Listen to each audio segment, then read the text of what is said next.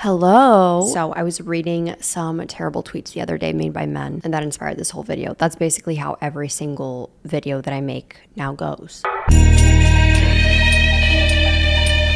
Tour is 1 month away. You can get 20% off using my code NASTY. That is NASTY for 20% off. Jake and I are so excited for tour. We're excited to meet you. We're excited for the actual show itself. You guys are in for a treat. Can't wait to see you there. Code NASTY. Thank you so much to Typology for sponsoring today's video. If you didn't already know, Typology is a vegan and cruelty-free skincare brand, which is very important to me. The products are formulated and manufactured in France, and their goal is to keep only the essentials within their products. They're in recycled and recyclable containers, and their formulas are short, minimalist, and made with over 80% ingredients of natural origin. One of my favorite products is the Typology Tinted Serum. The active ingredients are vitamin C, squalane, and aloe vera. And as a tinted serum, it's lightweight, provides coverage, but it is not a foundation, which I really appreciate because I do not really like wearing foundation. So this is like the perfect base for my skin.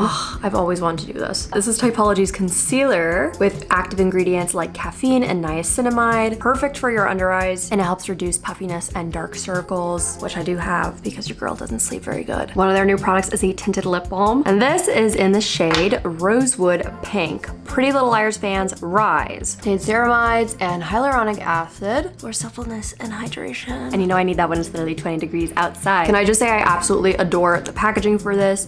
It's magnetic and it is refillable. It's available in 4 shades. So while this is Rosewood Pink, when I finish with it, I have shade Violet Prune that I can pop right in there. Cute! A lot of you guys have been asking what I'm wearing on my lips a lot. Is the Black Cherry Lip Oil. I cannot say good enough things about this. This is one of my favorite lip oils of all time. And it also contains vitamin E and squalane. Yay! When you click on my link, you get a free bi-phase makeup remover. It has 1% pea peptides and castor oil. And you can get this with a purchase of $40 or more via the Typology Paris website. And this offer is only valid for 1 week after this video is posted. As you can tell by how much is used, I love this makeup remover. I do wear waterproof mascara, and this takes off waterproof makeup like a charm. Make sure that you guys use my link and get yourself some Typology. Thank you, Typology! I was listening to the song Mr. Big Stuff by Jean Knight. And if you didn't know, it goes like this. I'm not gonna sing it because if I did, I would get copyright claim because I would be so accurate to sing it just like Jean Knight. Do you think I can afford to give you my love? You think you're higher than every star above? Mr. Big Stuff, who do you think you are, Mr. Big Stuff? You're never gonna get my love. That is exactly how I feel directly towards these tweets. When you come for my women, when you come for my strong, beautiful, talented, successful women, the pop girlies, the girlies who have won their Grammys, and the girlies that really, really deserve it. Let's dive in. So these are a few tweets that I read the other day. There's a video of the rapper Doechii reacting to winning Best Rap Album. It was beautiful. It was absolutely beautiful. I love Doechii. I think she's an amazing artist. Regardless, somebody quote tweeted it, a man, and said, haven't heard a single record by this woman. Got a lot of likes. Additionally, Pop Bass tweeted, Doechii accepting her first Grammy Awards, in which she says, I know there's so many black women watching me right now, and I want to tell you, you can do it. Anything is possible. Don't allow anybody to project any stereotypes on you.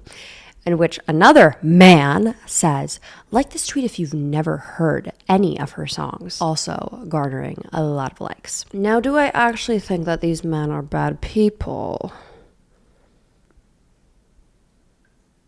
No. However, do I notice that when I hang out with some men, primarily men, or older people in general, if you bring up the topic of certain celebrities or modern music, or if they ask you what's the last concert you went to, you often hear come out of their mouths, never heard of her, never heard of her, like shut you down immediately. Don't care, know them. Yep, don't care. Yeah, I don't know those people. Don't know them. Doesn't interest me. I have absolutely no idea what you're talking about. Yeah, I literally have no idea. Don't care. You're going to explain it to me? I actually don't give a fuck. And this used to very much so infuriate me. This has been at least my experience, and like me talking to my friends about this experience. It didn't infuriate me that these people, primarily men, did not know the artist that I was talking about, okay? Obviously, they are not the target audience. They're not their demographic. Although, have I almost fist fought with like 40-year-old men at like a Billie Eilish concert previously? Yeah, because sometimes they act like dickheads there. It would infuriate me instead because it is simply the only example of being oblivious or ignorant that is seen as being above or more intelligent for these men. Like they themselves see themselves as more intelligent because they may not know something that is mainstream or popular. I have another video where I talk about, it's cool to like popular things. It's okay to like mainstream things. Actually, it's most of the time things are popular because they're good. Not everything, but a lot of times. It's just interesting to see primarily men weaponize being dumb about something to uplift themselves and that they are seen as higher. Like if you said in front of them, like, I have no idea who Elon Musk is. And believe me, I wish I had no idea who Elon Musk was. Or if I said something very, very ignorant, like I had no idea that there were any fires happening in Los Angeles recently. Or if I just straight up said, yeah, I don't know what carbon monoxide is. I've never heard of her, which I think I might start saying to men. Genuinely. I think that might be a fun bit. That's not seen as a good thing. That is not seen as an intelligent thing whatsoever. But oftentimes if a man spins it as, yeah, couldn't tell you a single Taylor Swift song, couldn't tell you. It's as if he is waiting for praise for that. Like, oh my God, thank God. Who is clueless? Oh my God, thank the heavens. And ignorant, willfully ignorant. Oh my God. Conscious avoidance. Oh my God. I'm so wet. I love when my man has deliberate blindness. My man. While this may seem like a very small topic to make a video about, believe me, I can make a video about anything. I feel like this topic is more relevant than ever, especially after the Grammys and especially like once again another successful artist being accused of being an industry plant. It does infuriate me to see very hardworking, successful women with decades of work behind them, whether people see that or not, is all reduced to whether or not this random man on twitter.com knows who they are. As if that is like what you should be striving for. Your presence to be known by them, and then your success is valid. And especially the idea of very talented, hardworking women being labeled as industry plants for no reason at all other than them just not being liked. And it especially makes me really upset to see someone like Doechii after a very powerful speech, like literally in the video you can see her getting emotional over it, her talking about it, literally a clipped quote from her speech. And the only thing for their small-minded selves to take away from this all is to think, well, they're not relevant enough for me. Somebody replied to one of the tweets and said, are you expecting some special listening event just for you? We don't give a fuck.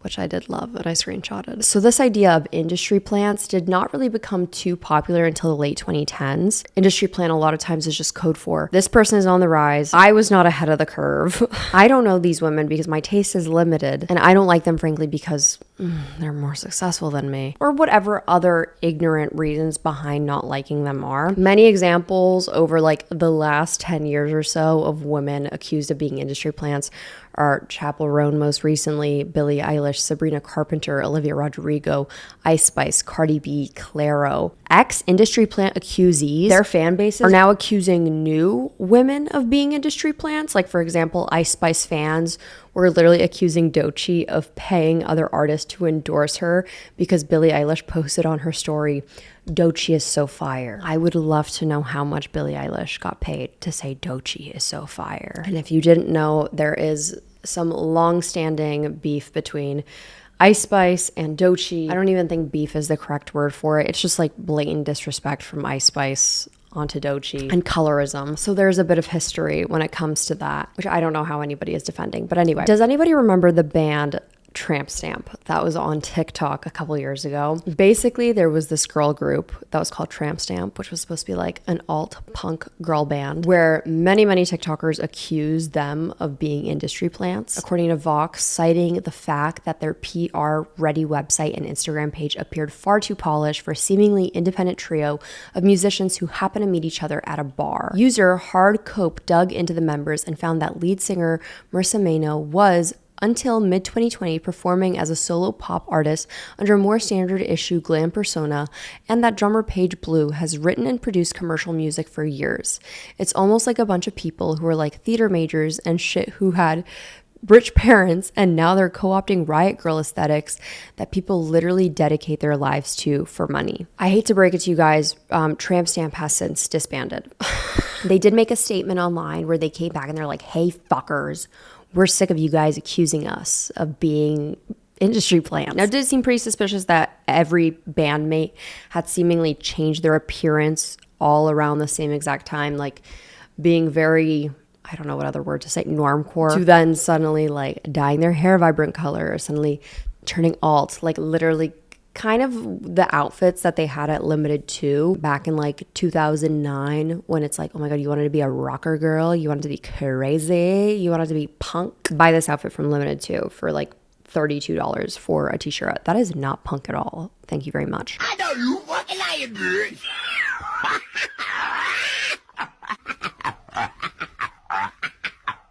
For them to all seemingly change their aesthetics around the same time, for their music to be very polished and curated. And it seemed like the story of how they met, their history, their lyricism, their music, it all just seemed inauthentic to who they were, which is kind of what the idea of industry plant originally was. Which the definition that I was used to was the term industry plant commonly refers to musicians who quickly find success regardless of skill or merit, and describe themselves as self-made and independent despite being heavily supported by a record label or having other resources and connections to the music industry that they intentionally hide, while also being more focused on business than on artistic expression. It is typically used largely by Gen Z against artists who they believe to be undeserving of their fame or success. Artists who are called industry plants are sometimes alleged to have had their personas manufactured by marketing executives before being marketed to the public. It has been compared to the idea of selling out. If this idea that these personas and these aesthetics are inauthentic to these artists, or that they were suddenly picked up by a label due to like a large sum of money coming about, most of these women who are accused of being industry plants don't make sense whatsoever by that definition. Going back to 2015, Doechii had made a video on her channel called Do You Want to Build a Snowman?, which is a cover of Do You Want to Build a Snowman?, literally documenting her singing as far as 10 years ago, as well as showing her persona, showing her comedic side, as well as 5 years ago making a video called I Got Fired, Thank God, in which she talks about record labels. We're just gonna go in studios, what else, motherfucking record label companies, like I'm just gonna go in and ask, who gives a fuck? At this point, I have nothing to lose. I literally have nothing to lose. I have no place, I have no job, I have no children, who gives a fuck? Who cares? Who fucking cares? I'm just gonna do it. I'll let you know how that goes. And talks about her goals and aspirations, making it pretty clear that the goal today to be a Grammy Award winner, to win Best Rap Album, that is something that is very on brand for Doechii. That does not seem very industry plant-like. A lot of people will mention that they don't know any songs by Doechii. They've never heard of her before.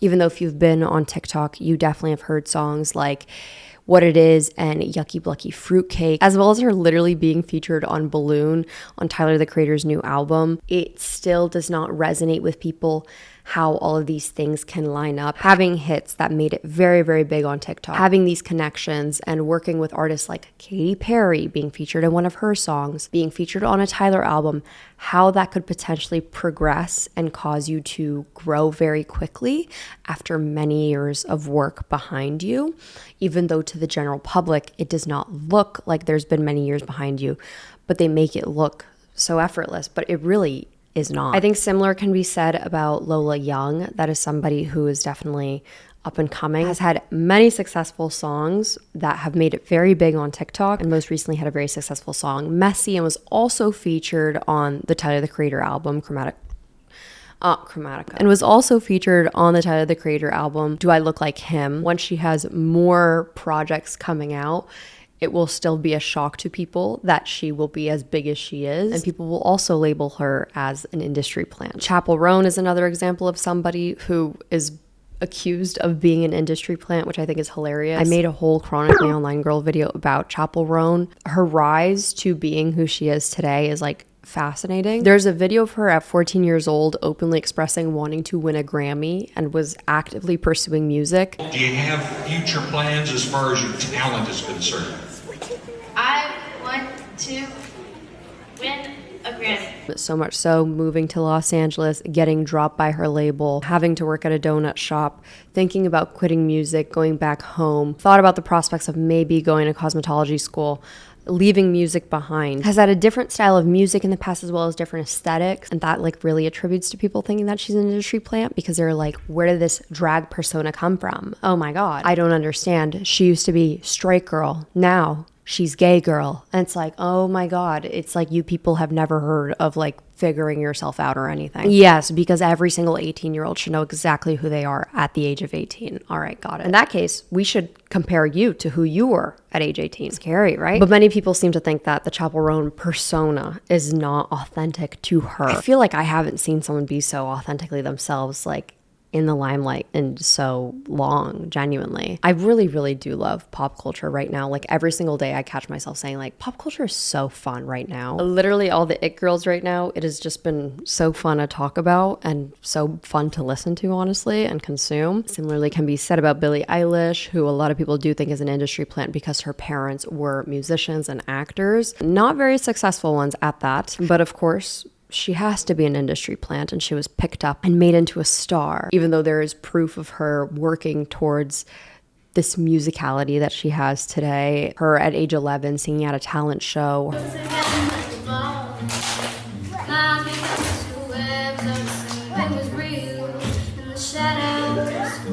Her being in choir, singing with her brother. As much as connections is so important in the entertainment industry, it is. Like with anything, even if that means social media, but especially Hollywood and entertainment, connections and networking, yeah, it is crucial, absolutely. And it helps a whole fucking lot when your dad is literally J.J. Abrams. That is also to say that starving artists are not the equivalent of somebody like J.J. Abrams. Sabrina Carpenter is one that I think is a very, very funny, and I think they're all funny industry plant accusations, but like Sabrina Carpenter of all. Do you think that this video would exist at age 10 of her being a top 10 contestant for Miley's World, Are You a Superstar back in 2009? Hi, my name is Sabrina. I'm 10 years old, and I'm going to be singing the Hold On Throwdown by Miley Cyrus. Around age 10, she began posting videos on YouTube of herself singing Christina Aguilera and Adele songs, and her father built a recording studio for her to fuel her passion for music. In 2009, she placed third in a singing contest for the next Miley Cyrus project run by Miley Cyrus.